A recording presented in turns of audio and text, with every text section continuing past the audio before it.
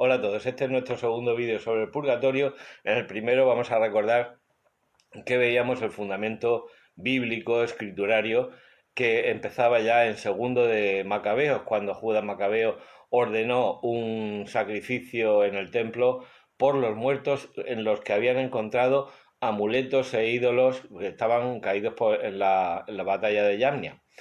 También veíamos sobre todo el fundamento de Mateo 12:32, cuando el Señor dice el pecado contra el Espíritu Santo no será perdonado ni en este mundo ni en el otro, con lo cual en el otro mundo se pueden perdonar pecados. También veíamos cómo en Mateo 5:25 y siguientes el Señor decía ponte de acuerdo con el que tienes pleito, no sea que el juez te entregue al verdugo y el verdugo te meta en la cárcel y tengas que pagar hasta la última moneda. Igualmente, en Mateo 18:23 y siguientes se nos cuenta la parábola del siervo malo que no perdonó una pequeña deuda cuando el Señor le había perdonado a él una gran deuda. Y el testimonio parece ser más antiguo del propio San Pablo en 1 Corintios 3, cuando dice, mire cada cual como construye, la obra de cada uno la pondrá a prueba el fuego y si, dependiendo de si está construida con madera, paja, oro o plata, y aunque se destruya la obra, el que la construyó pasará o escapará, pero como del fuego. Estos eran los fundamentos de la escritura. También podemos añadir la primera carta de Juan. En primera de Juan 5:16, si alguno ve que su hermano comete un pecado que no es de muerte, pida y Dios le dará vida. A los que cometan pecado que no son de muerte, pues hay un pecado que es de muerte, por el cual no digo que pida. Toda injusticia es pecado, pero hay pecado que no es de muerte, con lo cual de aquí viene la doctrina católica de los pecados mortales y veniales. Y por estos pecados veniales sí se puede pedir. Por tanto, ya lo veremos más adelante, los sufragios en favor de las ánimas que hayan cometido pecados veniales se pueden realizar. Veíamos también que la doctrina que se contenía en el catecismo estaba en los parágrafos 1030 y siguientes. Los que mueren en la gracia y la amistad de Dios, pero imperfectamente purificados, aunque están seguros de su eterna salvación, sufren después de su muerte una purificación a fin de obtener la santidad necesaria para entrar en la alegría del cielo. Entonces, ¿qué es lo que nos va a decir la teología? La teología nos va a decir primero que se extiende a todos aquellos pecados, como hemos dicho, veniales, y en segundo lugar, que lo que se trata de restituir es la pena, porque la culpa es perdonada, pero la pena no, y la pena es lo que restituye el alma a la purificación. El sacerdote al final de la confesión te pone una penitencia. ¿Por qué? Porque eso es lo que sirve para restaurar ese alma que ha quedado herida por el pecado. Sin esa pena no habría restauración y por tanto el alma estaría imposibilitada de contemplar a Dios. Si cometiéramos una infracción de tráfico y no nos pusieran ninguna multa, pues la seguiríamos cometiendo. Entonces, como nos ponen una multa, nosotros modificamos nuestra conducta y a partir de entonces, a partir de que nos ha costado el dinero, entonces es cuando conducimos bien.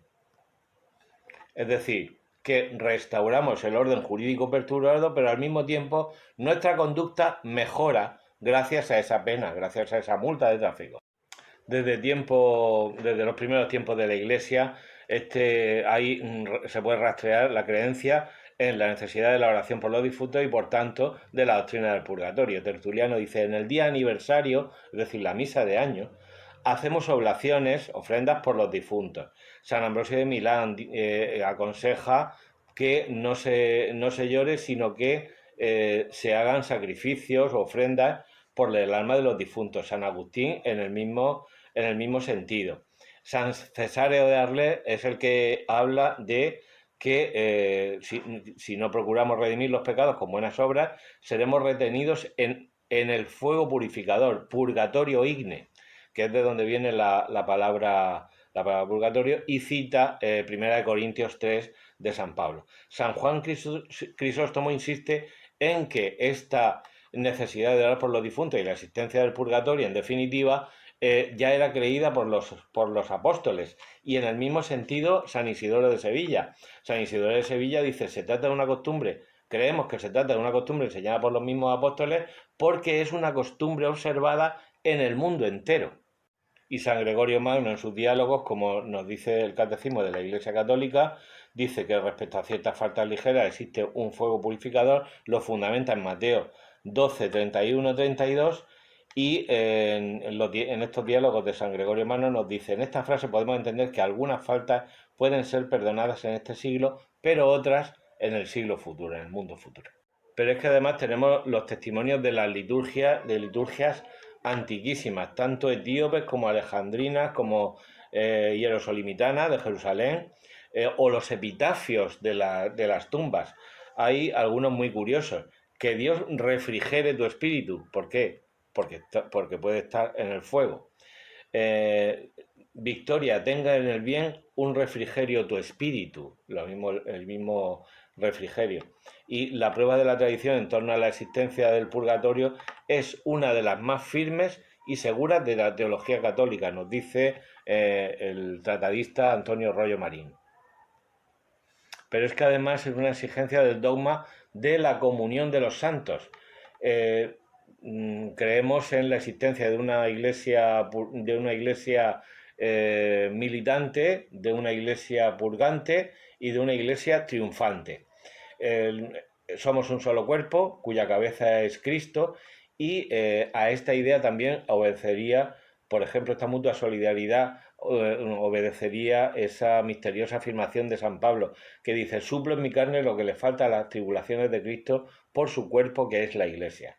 Esa pasión de Cristo fue perfecta, pero cuando dice suplo en mi carne lo que le falta a las tribulaciones de Cristo es porque la pasión de Cristo nos invita a nosotros a unirnos a ese sufrimiento al que alude la participación que el mismo cuerpo místico ha de tener en la obra redentora y satisfactoria de Cristo. No basta con contemplar simplemente la pasión. La obligación de todo cristiano que siga a Cristo es que lo siga también en esa pasión, muerte y resurrección. Bueno, ¿y qué podemos hacer por las ánimas del purgatorio? Pues los dos primeros remedios que podíamos sentar como mejores, por decirlo así, son la Santa Misa y la Sagrada Comunión. La Santa Misa como su valor propiciatorio, es decir, la única víctima agradable a Dios es su propio Hijo y fue el Padre el que nos lo proporcionó. Y el sacrificio incruento, la presencia sacramental de Cristo en la Santa Misa y en la Eucaristía, en la Sagrada Forma, pues hacen que este sea un medio idóneo que contiene todas las posibles acciones que podamos hacer en favor de nuestros difuntos. También la oración que es básicamente oración de petición, pero también de intercesión. Al igual que la Santísima Virgen María intercedió por nosotros diciéndole al Señor, no tienen vino, el Señor mismo intercede por nosotros. En primera de Juan, perdón, capítulo 2 se nos dice, pero si alguno peca, tiene a quien abogue por él ante el Padre. Y sigue diciendo, a Jesucristo el justo.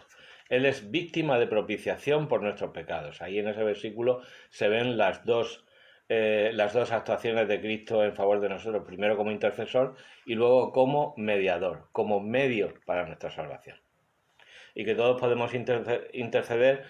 Apocalipsis 5:8, los 24 ancianos que están en el trono del Cordero tienen en sus manos copas llenas de perfume que son las oraciones de los santos. En esta época, santo significaba pues miembro de la comunidad cristiana. Por eso, por ejemplo, Pablo se dirige a la comunidad cristiana y dice a los santos que están en Corinto, por ejemplo.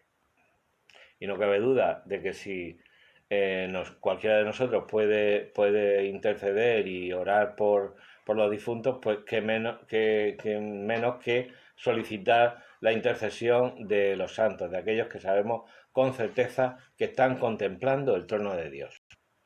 Las penitencias y mortificaciones en unirnos a la pasión de Cristo, no solamente contemplarla, un dolor soportado con paciencia, un movimiento de ira reprimido, un ayuno, una disciplina, etcétera, etcétera, etcétera,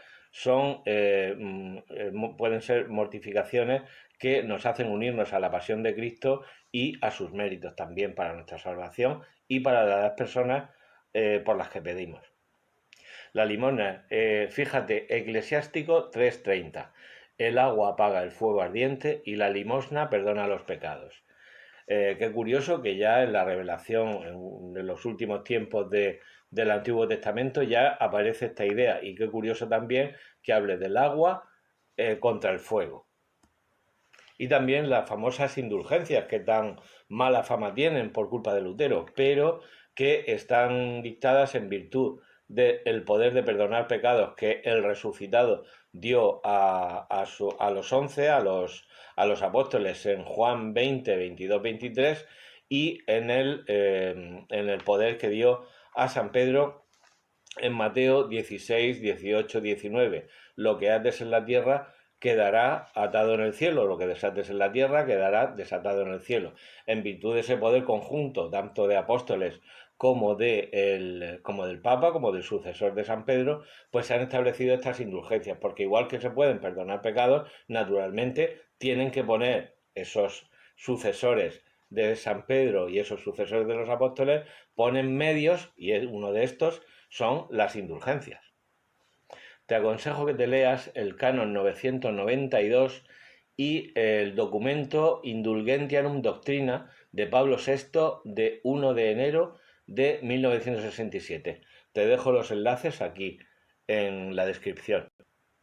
Las indulgencias no tienen ningún misterio, aparte de que se han dado en virtud del poder concedido a los apóstoles y al sucesor de San Pedro, pues son prácticas de piedad que no tienen más misterio que confesarse, comulgar o recitar una determinada oración o realizar algún acto de peregrinación o de visita a una iglesia, etcétera, etcétera, etcétera.